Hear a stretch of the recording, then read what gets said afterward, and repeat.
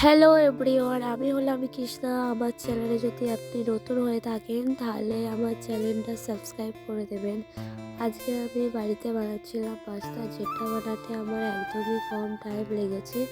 প্রথমে জলের মধ্যে তেল দিয়ে দিতে হবে আর নুন দিয়ে দিতে হবে। তারপর পাস্তাটাকে 5 মিনিট ফুটিয়ে পাস্তাটা ঠিকঠাক সেদ্ধ হওয়াটা খুবই দরকার, কেননা পাস্তাটা যদি ঠিকঠাক সেদ্ধ না হয় তাহলে একটার ওপর লেগে যাবে। আর যদি দেখো একটার ওপর লেগে যাচ্ছে তাহলে গরম জল থেকে তুলে ঠান্ডা জলে দিয়ে রাখতে পারেন।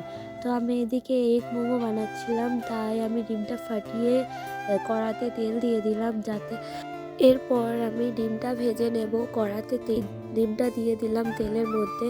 এদিকে আমার পছন্দের কিছু সবজি কেটে নিয়েছিলাম, তারপর সবজিটা ভেজে নিলাম কিছু মশলা দিয়ে।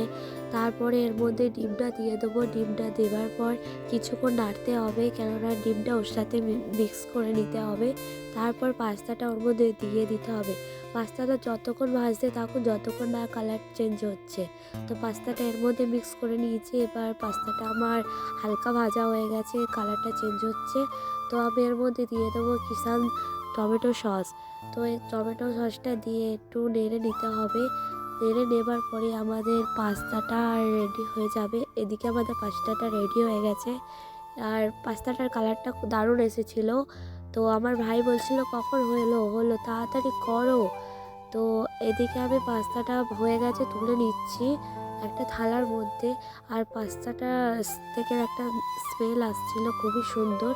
পাস্তাটা হয়ে যাওয়ার পর আমি ওর মধ্যে ঢেলে নিলাম, ঢেলে নিয়ে এদিকে চলে আসলো পাস্তাটা দিতে। আর আপনারা একবার করে ট্রাই করতে পারেন বাড়িতে পাস্তাটা। এগ পাস্তা খুবই দারুণ খেতে হয়েছিল।